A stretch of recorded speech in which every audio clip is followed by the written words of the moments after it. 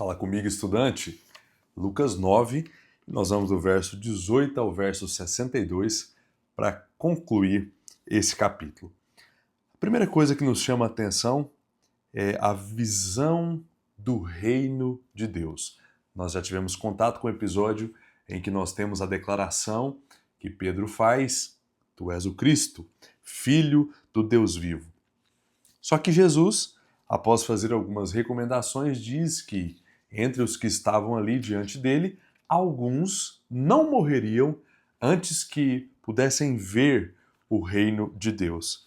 E isso é algo que nos deixa com a pulga atrás da orelha. Que reino é esse? Que momento é esse? Será que Jesus está falando aqui da sua segunda vinda, onde finalmente ele vai estabelecer de forma definitiva o reino de Deus? Que momento seria esse?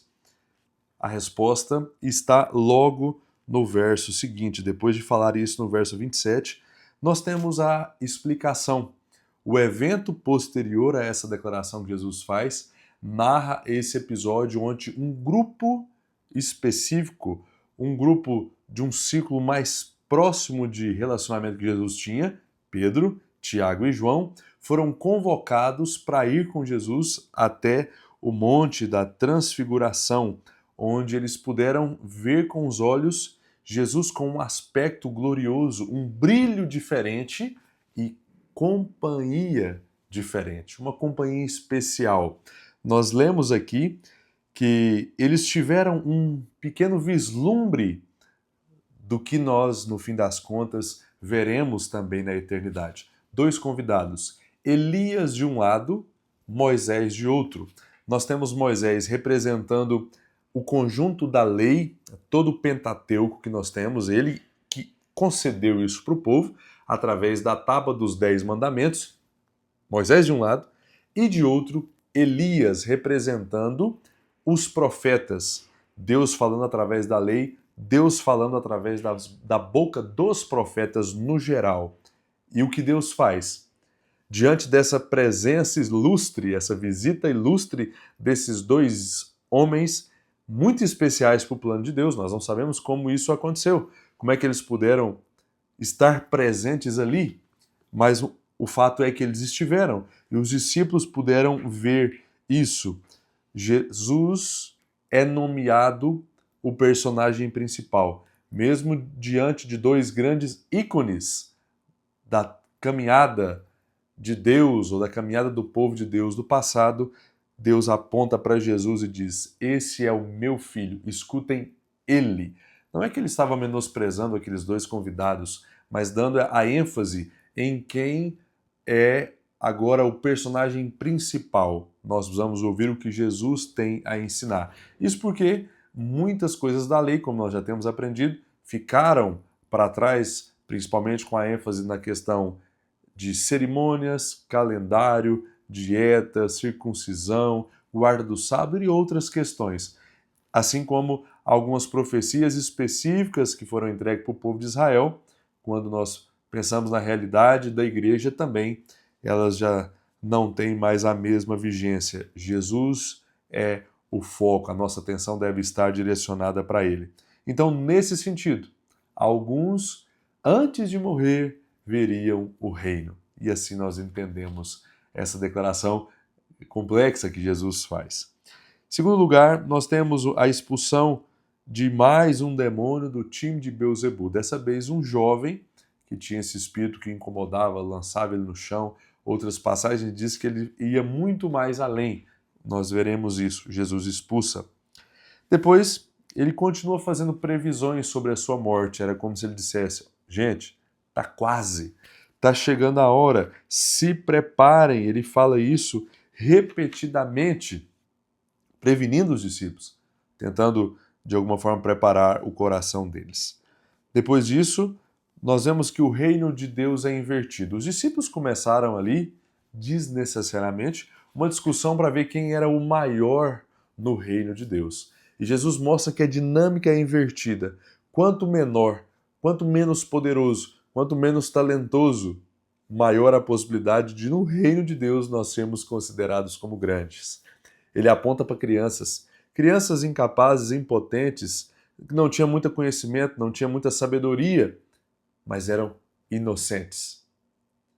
Eram, em um certo sentido, donas de uma pureza muito maior do que todos os adultos que estavam ali diante de Jesus. E o critério, então, nós aprendemos aqui, de avaliação do reino de Deus é diferente.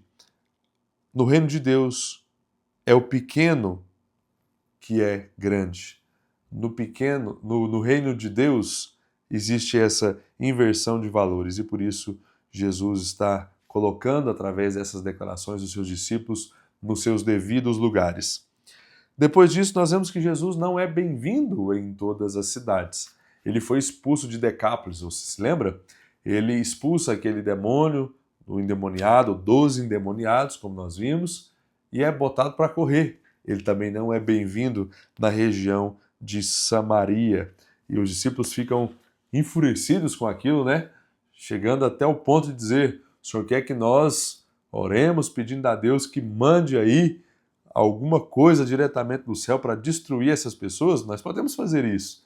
Jesus acalma o coração deles e continua a sua trajetória.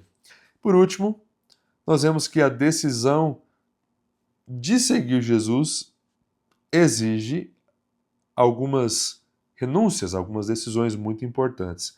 A primeira delas é a disposição para não ter à disposição uma vida confortável, para não ter acesso a luxo, a regalias. Jesus está dizendo: quer me seguir? Ok, mas eu não tenho nem onde reclinar a minha cabeça. Até as raposas têm as suas casas, eu vivo sem rumo muitas vezes, sem uma moradia fixa. É isso mesmo que você quer? Você está disposto, se for preciso, a passar até mesmo por isso, por situações desconfortáveis? Primeira demanda. Depois disso, ele diz que aquele que quer segui-lo precisa ter agilidade nessa tomada de decisão. Uma pessoa se interessou, queria seguir Jesus, mas queria primeiro sepultar o seu pai, algo semelhante ao que nós já vimos aqui. Ele diz: não, isso não é mais tarefa sua. Quer me seguir? Rapidez, agilidade, para que você não fique para trás. E por último, perseverança, foco. Ele diz, usando aqui uma analogia do campo, mais uma vez, que aquele que pega no arado, e a gente não tinha naquele tempo tratores, GPS, piloto automático como existe hoje, o indivíduo pegava com as suas próprias mãos a colocava um cavalo ou bois para puxar aquela ferramenta para cortar a terra, para depois vir o plantio, e ele tinha uma referência, ele pegava algo para com os olhos ser a sua linha, e ele seguia aquilo, tentando fazer retas, mais retas possíveis, se é que você me entende. Se em algum momento esse homem virasse para trás, se distraísse com alguma coisa, ele não conseguiria concluir aquela linha com precisão, com retidão, porque ele perderia completamente a referência. Jesus está dizendo: aquele que lança a mão no arado, que pega o arado para começar a trabalhar, para começar a anunciar o evangelho, para me seguir, para tornar um discípulo, não pode voltar para trás. É preciso de foco, é preciso de perseverança, e essa palavra final aqui é para cada um de nós. Como é que está o ritmo? O que tem talvez distraído você? Você tem parado de vez em quando para descansar um pouquinho? Tem se distraído olhando coisas de um lado, coisas de outro? Algo tem tirado o seu foco? Tem atrapalhado a sua caminhada, a sua trajetória com Cristo?